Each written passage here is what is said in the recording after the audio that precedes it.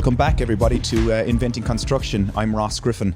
So today we're going to talk about the changing consultancy landscape and how consultancy is diversifying now within our industry. The subtopics we have kind of chosen to as the spine of this conversation are, new clients need new consultancies, what clients are bringing to the table now and what their requirements are, of course. Collaboration to competition, how collaborative processes and environment is changing how we are competing as within our industry. We look at remote versus local, and what we mean by that is remote working versus local, bums on seats, as I call it. How I suppose COVID has changed people's mindsets and how that operates. Advice versus reporting, really advising your client about what is happening on the project, being transparent and honest versus just reporting retrospectively. And finally, around passion or purpose fueling the need for a new way of working and a new environment to be involved in. And today we have Jon. He's back again to visit us, albeit it's the same day for us, Jon, I guess, right? Yeah, but don't tell anybody out there. Yeah. But Jon, can you introduce yourself again, please? It would be nice so everybody gets to know you a little better if they haven't heard the last podcast. Jon Blasby, originally from the UK, trained as a quantity surveyor. Quickly realised that you loved it. My passions lied elsewhere, so I evolved into project management. Many years working for international organisations. Moved to Spain 14 years ago, and have been working from Spain, and more recently, the last 7 years, been part of Castiel Consultants, of which I'm now a co-owner. Can you give us a little bit on Castiel, Jon? It's an 18-strong business. We're in Barcelona and Madrid, a couple of people dotted elsewhere across the peninsula, providing sort of international project management services and cost management services, both for local clients and also international investors in Spain. We've got a little bit of work outside Spain as well. Really just trying to bring the idea of international quality and consistency to the local market. Does Spain traditionally have that specialization, cost consultant, quantity surveyor discipline? No, Spain is probably, in terms of the sort of specialist generalist kind of range, they very much go for the generalist. So they tend to kind of even educationally it's very broad. They're very the education there is very strong. Yeah. But in terms of specialization, for example, in cost, it's not something that they've got either through the education or through any of the institutions kind of thing. Yeah, so that's here to Denmark. One of the sort of challenges.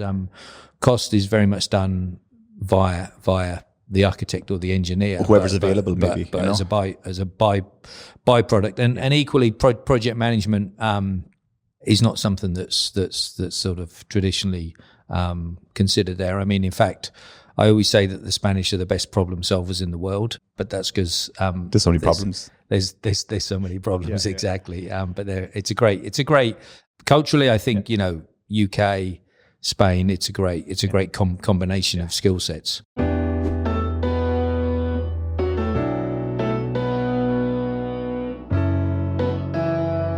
But let's get back to today's session.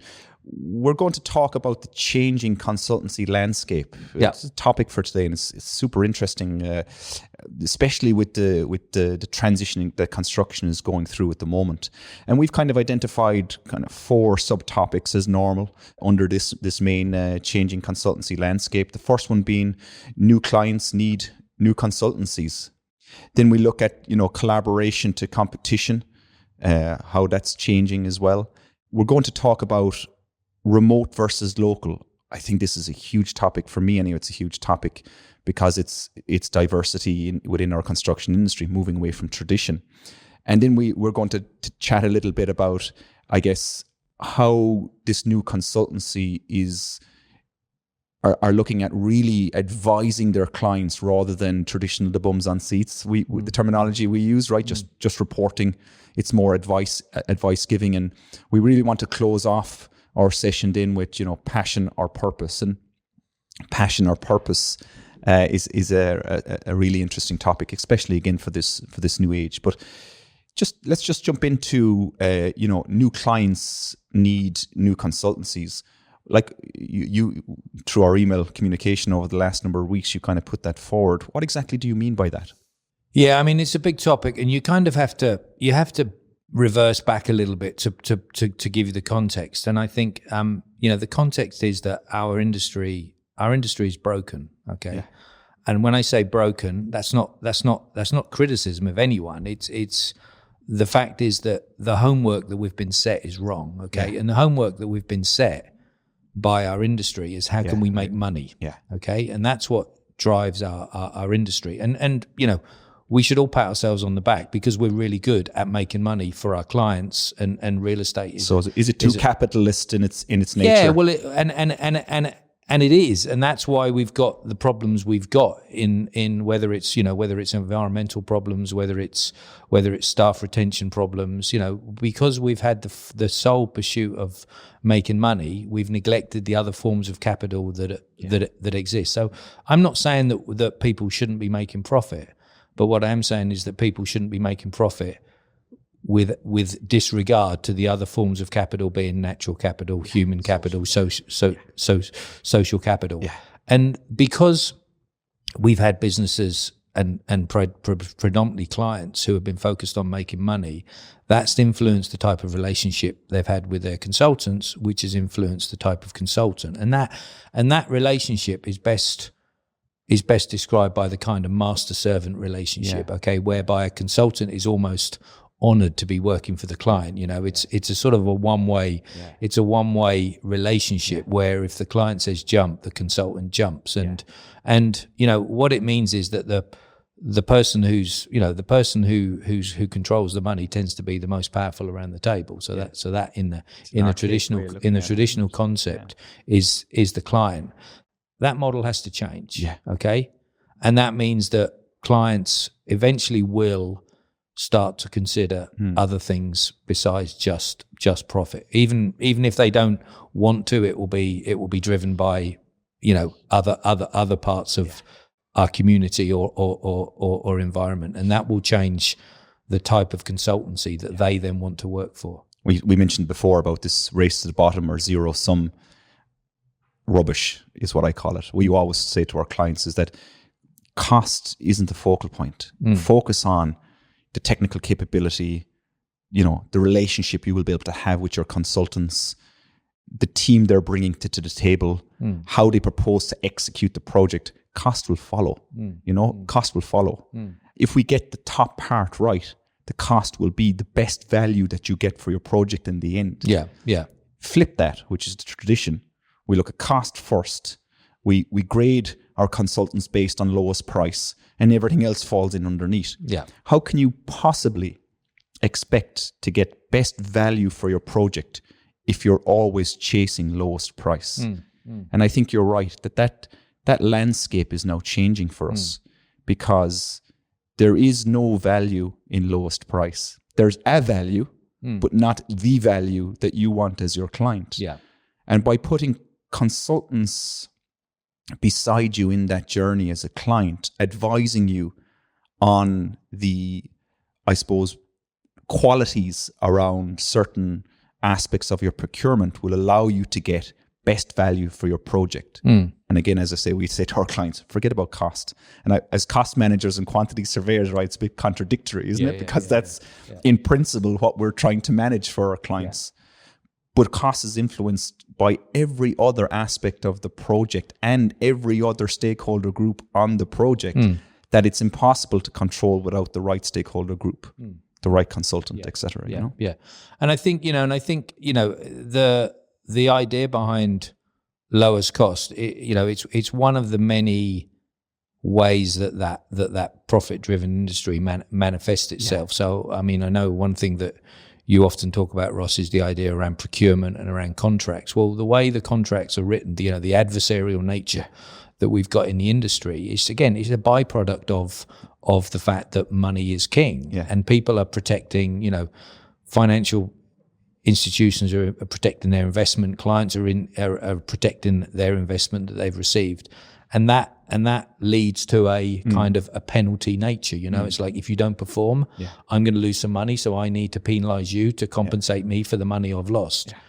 That just doesn't drive motivation in not in a the positive industry. one, at least anyway, right? No, it just drives that defensive mechanism, that kind of risk management mechanism. And it's a huge problem for especially for our discipline as quantity surveyors, cost managers, because we're institutionalized in the idea that money comes first, hitting that target, hitting that budget. And any client that issues bonuses to their teams for hitting, their target, financial target, I think is putting a negative impact on the project, because all that management team are doing are driving their consultants, their contractor, their supply chain. They're just driving them downwards in price, effectively downwards in quality, in order for them to get their bonus. I can never understand that model. I could never understand it. But I guess it goes back to the tradition. That's our singular focus point is price. Exactly. Cost. Exactly. So that's got to change. There's no question about it. It's gonna take a while. There's already clients seeing that. There's already consultancy seeing that, and that's gonna generate a new relationship between the clients and the consultants. And the other thing that comes into play there is the idea that the environment that we're in is so fragile now and volatile that the consultancy business of the future needs to be very adaptable. Needs to have resilience built into the way it works. It needs to be able to flex. It needs to be able to grow. It needs to be able to contract. The idea that a successful business is the business that gets bigger. Is not the successful business will be the one that can get smaller. Never-ending growth is not a target. So I think that's the idea behind this sort of belief that a new type of consultancy business is needed, because our industry is going to demand it. And what will that look like? Well, it won't be the master-servant relationship. It will be a much more of a collaborative arrangement where our advice is a lot more powerful, a lot more considered, because eventually you'll end up with a table of equals, because it won't be the person who's got the money is the most powerful. It will be a collective group of people that are coming together to create wider benefit, whether that benefit will include financial benefit, it has to, but it will also include benefit, community benefits, natural benefit as well. What I've noticed over the last decade, I'd say, and it relates particularly to the architect and engineering, the design teams, like the fees that they're charging, or at least that they're tendering against, are so low that it is an absolute race to the bottom for those fees. And I would argue to all my architecture and engineering listeners out there, you're not getting paid enough. Simple fact. Because that race to the bottom, now that we're becoming more digitized, we're requesting that we need a higher level of detail and quality in our design material. But you haven't seen the rates shift. Because at competition time, the way we procure it is that race to the bottom, that zero sum that we're still chasing. And I find that bonkers. Yeah, I mean, I agree with you, but I also feel an element of blame for that as well. So it's your fault. It is my fault, and I apologize. But and I think it comes back to this the idea of cost management and quantity surveying. I mean, you take the concept of value engineering, and you think about you just think of this beautiful city of Copenhagen. You think of even this building we're in today. I walked up the staircase of this building, and the staircase was probably about 2.5 meters wide. Now, you would never build a staircase that big if you apply value engineering to a project. So that idea of kind of civic architecture, those wonderful, the wonderful stations we think of, just this is not a wonderful building. It's a beautiful building, but it's quite standard. But it's completely oversized, and that, but it made the entrance to this building much more enjoyable for me. I walked up the staircase, looking at the walls, looking at the plaques on the wall. But if you're just focused on reducing cost, you don't get that. For a start, the architect, as you say, wouldn't have the fee to propose something as adventurous as that. They just go with the standard, the minimum standard. And equally, the client wouldn't have the budget. So, I think this idea of control, this idea of economy, epitomized in something like value engineering. Obviously nobody wants to waste, but not wasting doesn't necessarily mean having the lowest cost. In countries where you don't have this professional discipline, are you getting better quality buildings? Probably not. Probably because you're also suffering a lot from kind of abortive work, waste, inefficient processes, etc. Yeah. So there is some value. There is value in there about having but it's professionals. The balance. Yeah, but it's really about what is driving the project at the end of the day. Yeah. You want to get the best result. If your target is to deliver it as with the minimum cost to maximize profit. Yeah. Then that's what you're going to get. You're going to get a very slimmed down building that's that's not going to be, people are not going to be proud of in years to come. And I think from a civic perspective, public authority investment, there has to be a generational view on that. That if you're building something, an opera house, a library, a school, it has to be a 50, 100-year project life cycle. It cannot be the same as the private sector 10, 15, 20 years, 25 years life cycle in terms of return on investment. Yeah. Because it is public money. So let's invest in quality, because as you mentioned today here in Copenhagen, walking up to this building, there's a quality aspect that these buildings provide. I guess they have an effect on your emotion for the day. So if we build cheap, we see cheap, we think cheap. If we build quality, longevity, etc., we think also in that mindset. It sounds like you're getting very close to the subject of politics, Ross, and I'd rather not get onto that. We'll step away from that one quickly, right? Jess? Someone hit stop there. Quick pause.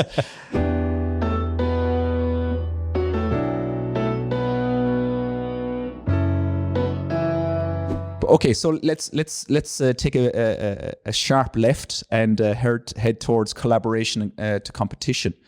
We talk a lot about collaboration on this podcast. I think Cosmos in our identity are collaborative because we have one singular focus. It's cost management. We don't do project management. We're not specialists in architectural design and engineering design. We have to have partners in the business in order for us to operate.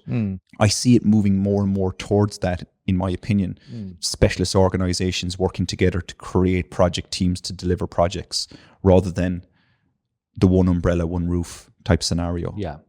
Yeah, I think that's great. I think it goes beyond that though as well. I think when I talk about the different type of client that there may be and the different type of consultancy that would then respond to that, and that being a collaboration, I think you have to take the idea of collaboration to all the stakeholders that are affected by your business. Obviously, the companies you work with on a project are part of that stakeholder environment, but your stakeholders go beyond that. Whether it's the local community that you're in. I mean, we've recently had the situation where we've decided to leave our office space, and we which I'm sure we'll come back onto, but there was an element of, well, we've rented this office space, we've paid our rent, we don't owe these people anything.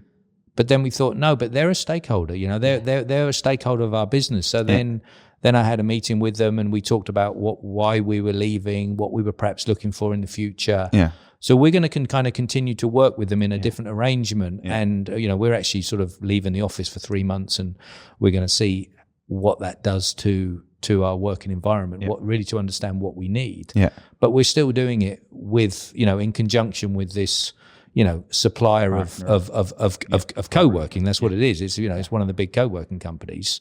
But we're not just sort of breaking it off and saying thank you very much. We're, and I'm sure they can learn from our experience as well. But that's got nothing to do with our projects. That's just us understanding the environment and the influence that as a business we have on the various stakeholders that we touch. Yeah, and I think that's an important one there. The stakeholder groups outside of just the projects, it's the people you work with. We're always of the opinion ourselves is that let's not do it ourselves. Let's bring in the experts. Why would we try to do that ourselves and spend the time when we don't have the knowledge and experience to do that? Bring in the expert, collaborate with them, bring them in as partners, and vice versa. To all your clients out there, bring in the experts. It's very important because it's their expertise that will create value for you and the partnership over time will allow them to grow and you to grow and get a better understanding. Yeah.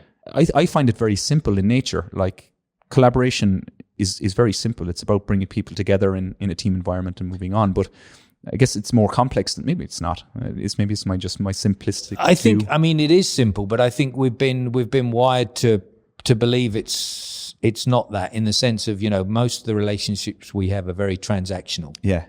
And whether it's a supplier to Castiel, or whether it's Castiel being a supplier to someone else, it's very easy to say, okay, this is what the contract says, this is what we deliver, and this is what we get paid for it. And that in a sense, that's not wrong. That's the transactional nature of what we're doing.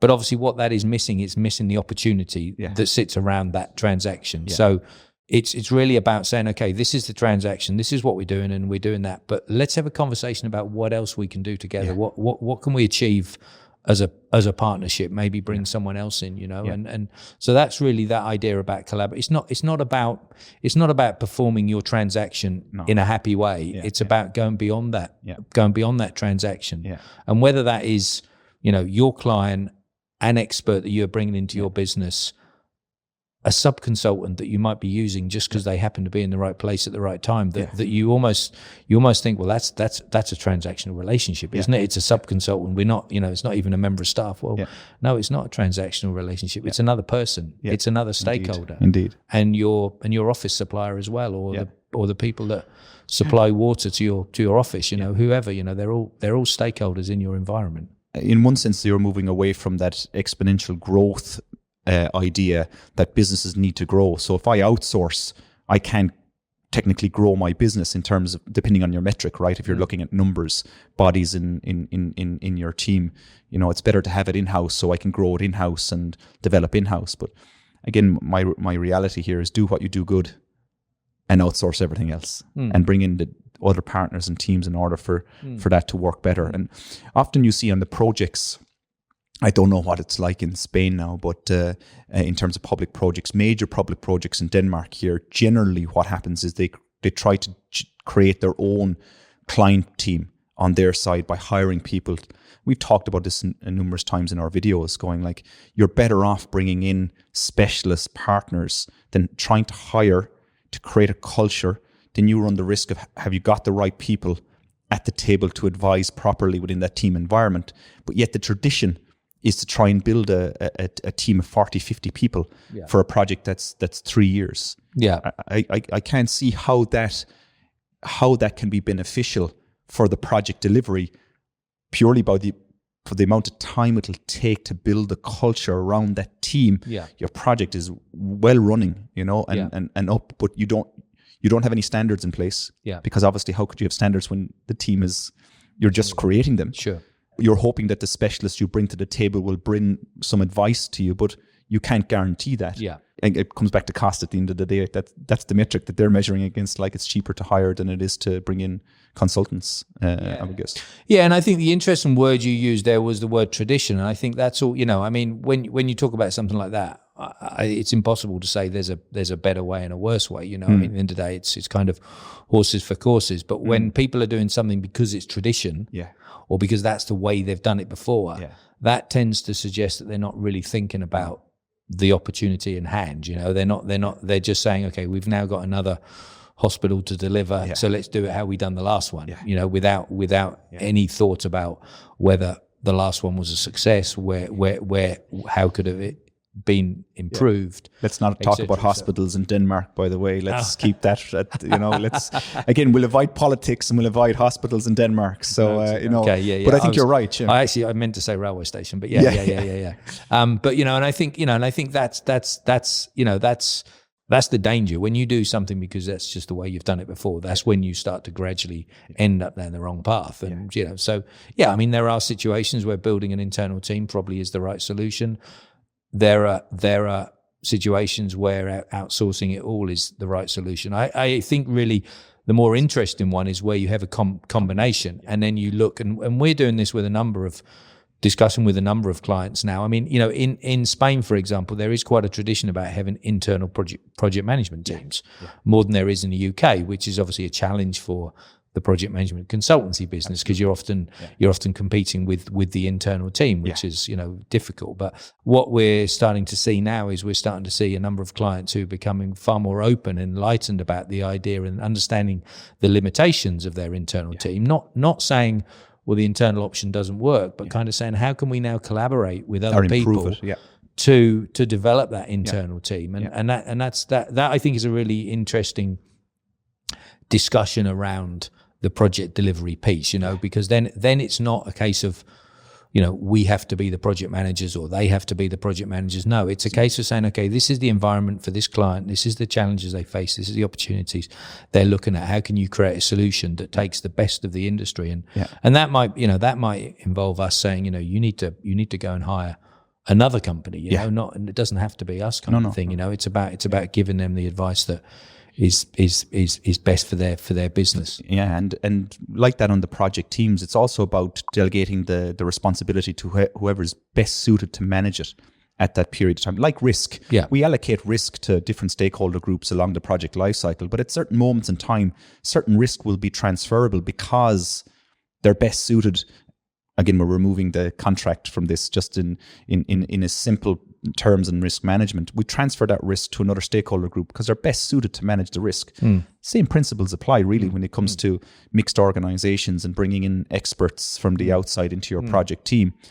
You delegate that responsibility depending on who's best suited within the team. It might not necessarily be the consultant. It might be someone within your team. But then again, it might be the consultant, depending on the complexities of the project, capabilities, all of that good stuff. And this all comes back. It comes back to what the question you posed at the beginning, which is around the type of clients we've got, the type of consultancies, and this idea of the traditional idea of the master servant relationship. Because the master servant relationship was, you give the consultant enough information to ask the question that you want the answer to. Whereas what we're talking about here now is effectively a much more open dialogue between two parties or two individuals, around just sort of, about being transparent, about understanding what's happening in each other's environment and collectively and collaboratively coming up with ideas. And it's not, not just answer this question. It's how can we develop something together? And but that's a mindset shift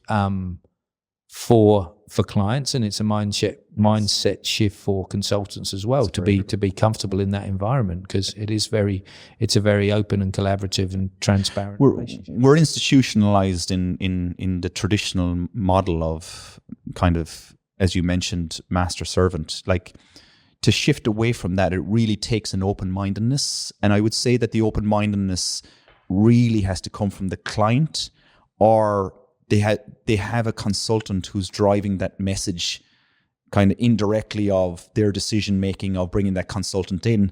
But during that relationship, the client's mind begins to change purely because the consultant is driving a particular message. But often I find, because the client is the decision maker at the end of the day, that it really comes down to them in terms of how they want their project to be delivered. Is it just business as usual? Let's do what we did in the last project, or are we really trying to do something different here? And are we being? I think a lot of the time, people not making that decision to do something different is because of that potential impact of failure, what that would mean for them. But if you're being fully transparent about why you're doing it, and the possibilities around success or failure around that decision, then really you can defend your reasoning behind it. But a lot of clients aren't in that space yet. Yeah, and I think that, and I don't know the answer to that in the sense of how long is it going to take the industry to shift to a more sort of sustainable solution. And I don't mean sustainable in terms of the project. I mean in terms of the industry, I mean, I think it is a very, it's a big industry. It's going to take a long while to change. But I think the opportunity is more in terms of, I think the impetus will come from the new client and the new consultancy business.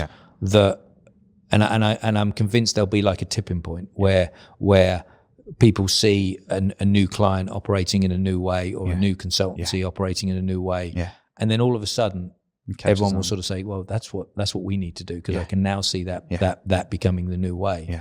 But we're not there yet, and I'm not sure how long it's going to take to get there, unfortunately. But we can only, at the end of the day, we can only influence our immediate circle, and that's what we need to keep working on. But it's interesting there about the advice you're giving your client and that shift in from an old traditional way to a new way. We always advise our client that if they, and I'm going to use the word control, but I think it's probably a little strong, but if they want to understand the commercial impact of their project, they need to be able to control the information communication. So what do you mean by that, Ross? You're asking me, John. I mean, like using a bill of quantities, a cost breakdown structure, structuring your economy so that you're procuring the marketplace on an equal basis means that you'll be able to understand how the market have interpret the information, how they have kind of worked with it in that procurement stage, so that when you get that back, your analysis from a commercial perspective becomes much easier. And like we're doing projects now in a couple of different continents, and the tradition there isn't bill of quantities, it isn't cost breakdown structure, it's nothing. It's send out the pack of drawings. We're talking drawings now, not models, right? This is how far back we're going. Send out the pack of drawings and let them come back with a price. How can you challenge? I don't mean challenge in the negative sense. I mean, how can you challenge the accuracy of their understanding of your project that you've worked on as a client and the design team and et cetera for 6 months, a year, when they've only got the last month, 2 months. So for us, even in that conversation, shifting that mindset for our clients it's really challenging, even though it's in the best interests of the project, and we can prove that by having transparency, the communication flow between stakeholders is much more smoother. Real challenging, I would say, but it's how long is it going to take before we shift? I don't know if we'll see it, John, but maybe we will. Yeah, and I think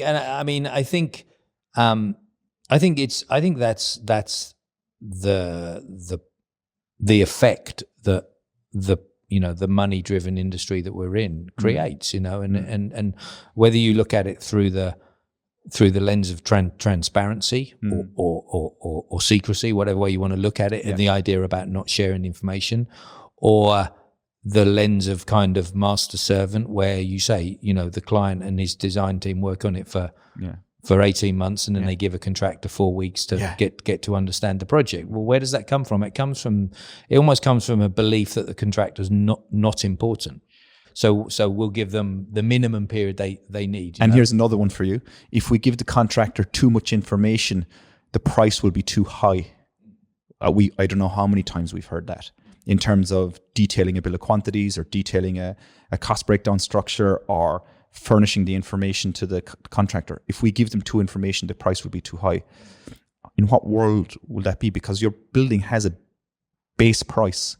Regardless of what contractor is building it, your building has a base price. Everything after that is how well you manage the process, But it's, to me, I find that bankers. The other side, obviously, is furnishing the contractor with too much information where they can't see the wood from the trees. So a lot of work to do on that end, I think, but that's part of the excitement. Come here to me. We talk about the new consultancies, new structure, more collaboration. What about the traditional model of local bums on seats versus remote online consultancy delivery? I know in your group now, your teams are spread between 2 locations in Spain, Barcelona and Madrid, I believe, right? And then a couple of remote. We're similar, Copenhagen and Ireland, and a couple of remote around Europe. How are you finding that? Is it a transition, or is it just natural for you guys? And then how are your clients reacting to it? Well, I think it's both. I think it's a natural transition, if you know what I mean. Okay, I think a lot is being made of this, in a sense. It's like I wonder what the kind of corporate real estate world would be talking about now if they weren't able to talk about remote working, because that's all we've heard since COVID, of course.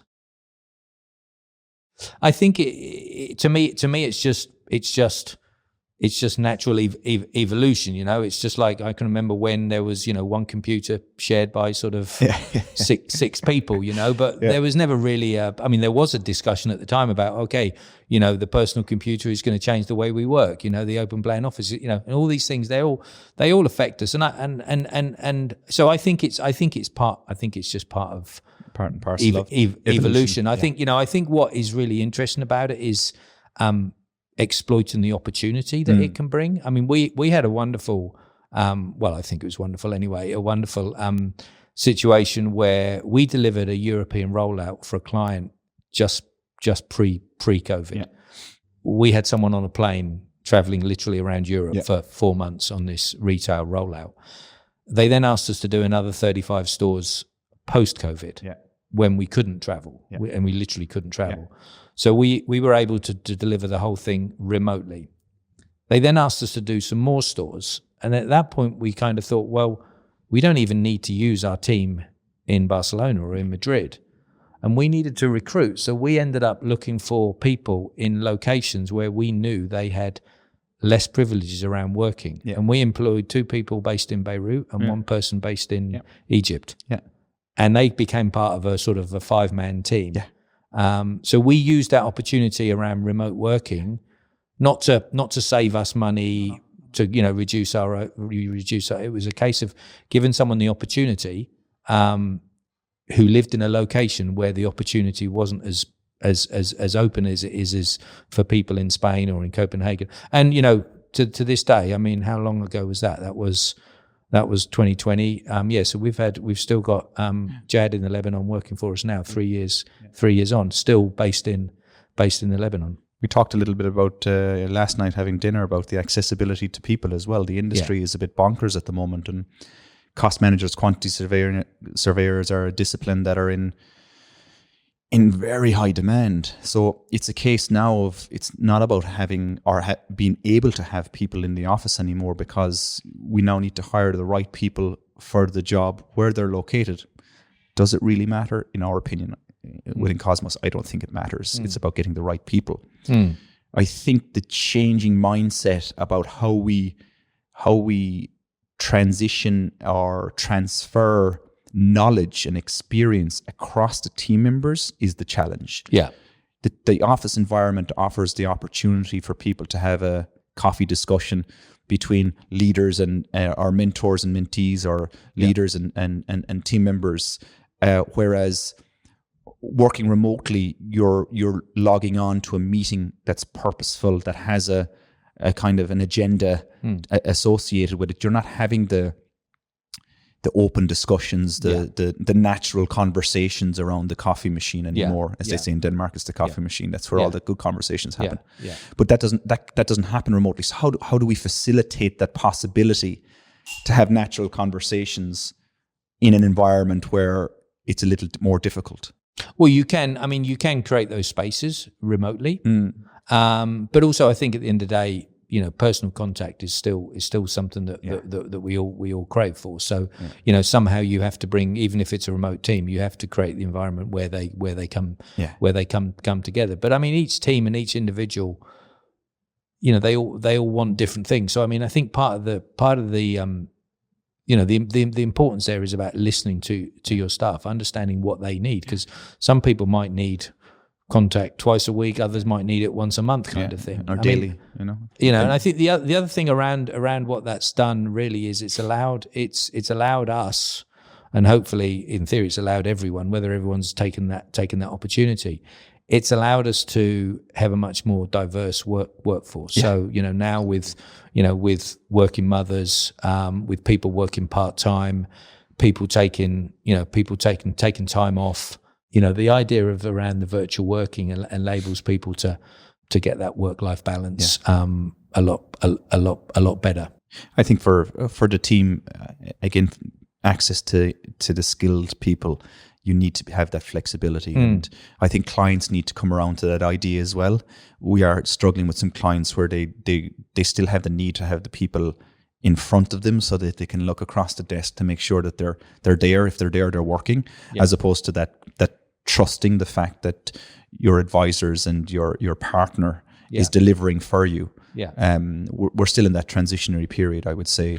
Well, and you've got both sorts, haven't you? I mean, you've got those clients, but those clients probably treat their own staff in the same way. Yeah. You know, they're all having to clock in and clock out, and then you get other ones that are 100% remote, and the last thing they're going to expect you to do is rock up for a meeting kind of thing. They're going to say, well, what are you doing? What are you doing kind here? of thing. Yeah. So it depends on the culture of the organization.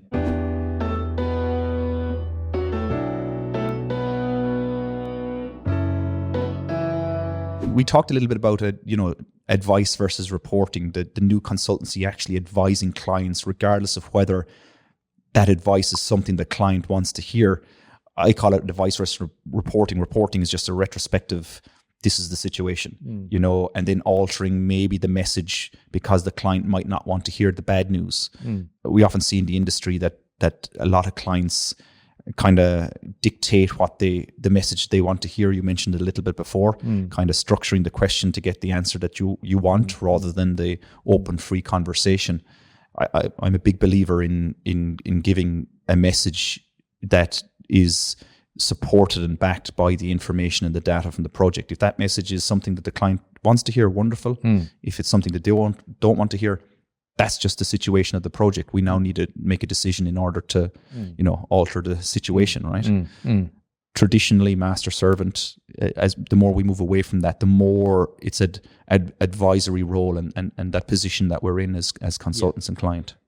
Yeah, I think it's a difficult. I mean, I think it's a challenge particularly when you look at it through the lens of costs, but I guess also when you look at it through the lens of project management, because when things are going well, there's effectively nothing to say. No. I can think of a weekly call we used to have with a client, and when everything was going okay, the answer was nothing to report. Yeah. And that's what the client wants. Yeah. The client doesn't want a monthly report. They just want to know everything's fine.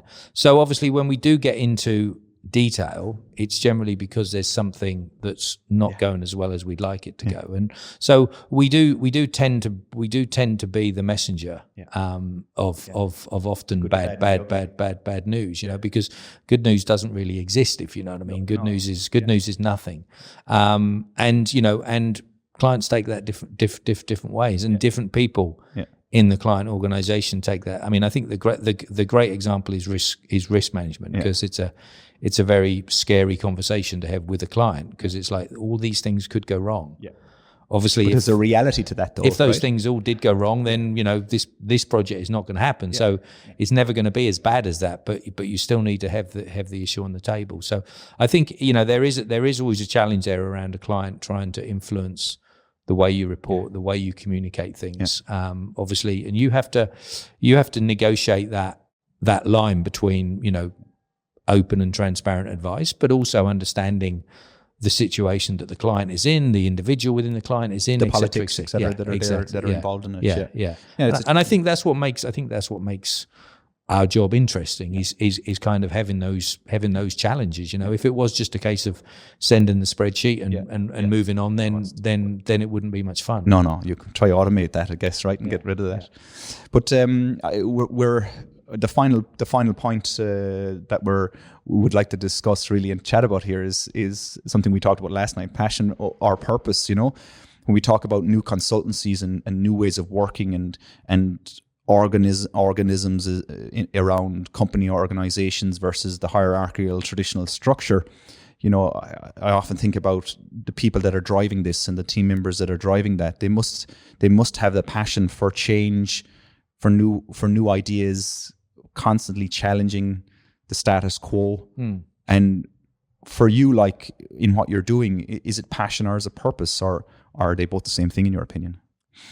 I guess I'd say they're the two sides of the same coin in a sense, and I think they're very much related. I think one comes from the other. I think you have to really, or it's best to understand what your purpose is and what really motivates you. And if you can understand that and align that with what you're doing, then that's what generates the passion in your work. And I mean, I think it's an interesting discussion when you look at it at an organizational level and an individual level. So at an organizational level, we talk a lot, Colin and myself talk a lot about our purpose, about our individual purposes, and how we can align what the company is aspiring to do with our individual purposes.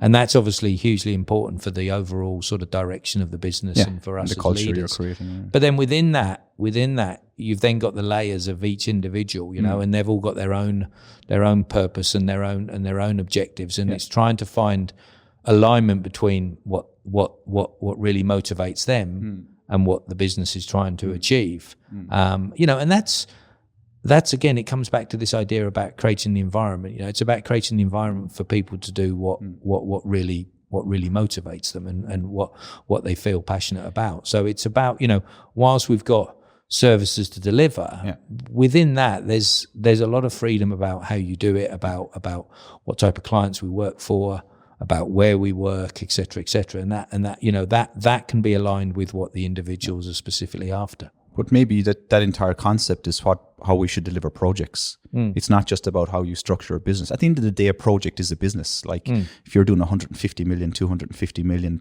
euro dollar project, it is a business at the end of the day, and should be set up in a way that kind of differs from the past if the past is broken. And altering that structure from a hierarchical to an organism, giving people freedom of choice, and you're setting some principles and some standards as we talked about. But maybe there's something there really to consider for for clients and how they well, I think it comes back to the idea of stakeholders in a way. So it's like, as you say, if you look at a project and, okay, the project's got certain objectives, but that project's got, 10, 15, 20 people working on it. And those individuals have all got their own objectives, and whether it's developmental, whether it's about achieving an outcome, they've all got their own aspirations and needs. And the more you can have them shared and understood, then the more collaborative you can be in terms of aspiring to achieve the project goals, the organisation goals, and the individual goals. I think that's wonderful, John. Nice way to wrap up our new consultancy in the changing landscape, right? Thank you very much again for joining us today, and we hope to see you soon. Always happy to come over to Copenhagen.